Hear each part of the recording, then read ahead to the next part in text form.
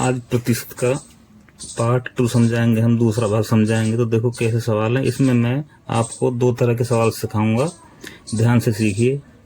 पहला सवाल ये है, एक गेंद का मूल्य 60 रुपये है। यदि गेंद के मूल्य में 15% की वृद्धि कर दी जाए तो गेंद का नया मूल्य क्या होगा।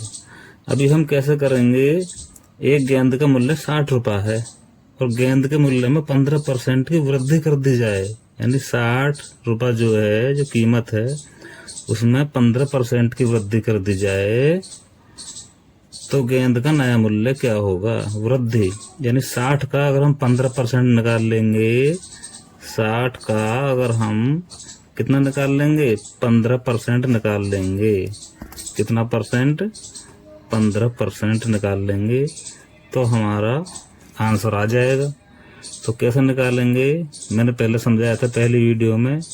60 का मतलब गुणा होता है 15 बटे और 100 हम नीचे लिख लेंगे, ठीक है। 60 गुना 15 बटे 100 तो कितना हो गया। अभी हम काट लेंगे, इससे इसे काट लीजिए और क्या करेंगे, अब 2 से इसे काट लो। 2 एकम 2 तिया 6 और 2 पंजा 10, 5 तिया 15 बराबर कितना आ गया, 9। अब कितने हो गए, ये कह रहा है 9% वृद्धि आ गई। क्या आ गई, 9% वृद्धि आएगी। लेकिन वो कह रहा है गेंद का नया मूल्य क्या होगा, नया मूल्य। तो इस 60 में इस वृद्धि को जोड़ देंगे, 60 में 9 को जोड़ देंगे तो कितना हो जाएगा, नया मूल्य आ जाएगा 69 रुपये। एक आप करना चाहो दूसरा तरीका भी है, लेकिन आपके लिए यही तरीका सबसे आसान है, ठीक है। दूसरा देखिए, दूसरा सवाल है हमारे पास। एक साइकिल की कीमत 48 रुपये है। यदि उसकी कीमत में 30% की कमी कर दी जाए तो साइकिल की कीमत क्या होगी। बिल्कुल सेम है, इसमें परसेंट वृद्धि, इसमें वृद्धि पूछ रहा है और इसमें कमी। तो 4800 का हम 30% निकाल लेंगे, 4800 का 30% निकाल करके और इसमें से इसे घटा देंगे। इसमें तो हमने जोड़ा था क्योंकि वृद्धि है, वृद्धि पूछा है तो हमने जोड़ दिया ये, और इसमें घटा देंगे। तो 4800 गुना 30 बटे 100, ठीक है। अब ये काट लीजिए, 1 0 से 1 0, 1 0 से 1 0, इसमें से गुणा कर दीजिए, कितना आ जाएगा, 3 0 0, 3 4 4 2, 3 4 12 2 14, 1400 कितना हो गया, 40 रुपये। अब 14 से 40 रुपये इसके 30% आ गई, लेकिन ये कह रहा है कमी कर दी जाए। अब 4800 में से ये घटा दीजिए, कमी कह रहा है, वृद्धि कह रहा तो जोड़ देते। तो 4800 में से 1440 रुपये हम घटा देंगे, घटा दीजिए। 10 में 4 गए 6, 3 3, तो ये हमारा आ गया 3360 रुपये उसकी कीमत हो जाएगी उस साइकिल की। ऐसे ही करते हैं। अब दूसरी तरह के सवाल जो हैं ये देखिए आप, ये कैसे करते हैं इन्हें। दूसरी तरह के इनमें चीनी की कीमत 40 रुपये प्रति किलो थी, अब उसकी कीमत 44 रुपये प्रति किलो हो गई। चीनी की कीमत में कितने प्रतिशत की वृद्धि हुई। अब ऊपर तो परसेंट दे रखा था उसने, 30% की वृद्धि कर दी जाए या 20 की वृद्धि कर दी जाए, लेकिन इसमें परसेंट प्रतिशत नहीं दिया हुआ, इसमें प्रतिशत की वृद्धि पूछ रहा है, कितने परसेंट की वृद्धि हुई। तो इसमें हम क्या करेंगे, सबसे पहले देखो कि चीनी की जो कीमत थी उसका पहला मूल्य क्या था, ठीक है। पहली कीमत क्या थी, 40 रुपये आई।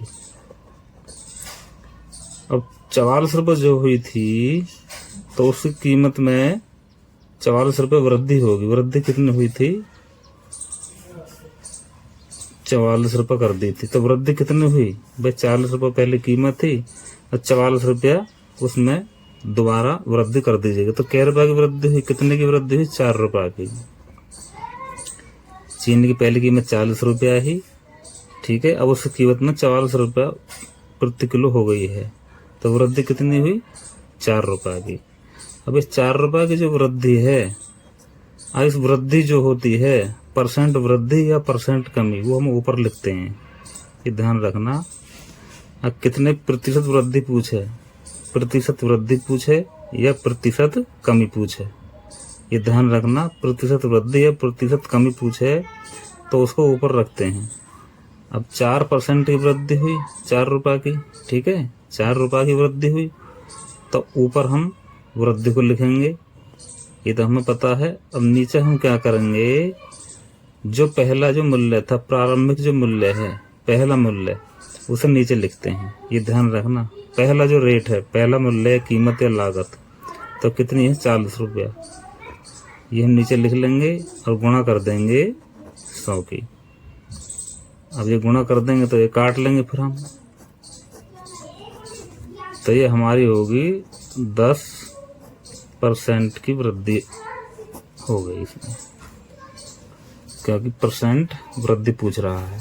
अब आगे देखिए एक सवाल और है इसी तरह का, ये है चीनी की कीमत 48 रुपये प्रति किलो थी, अब उसकी कीमत 42 रुपये किलो हो गई है, ठीक है। तो कीमत क्या थी, पहली कीमत क्या थी, 48 रुपये किलो थी, अब उसकी कीमत 42 रुपये किलो हो गई है।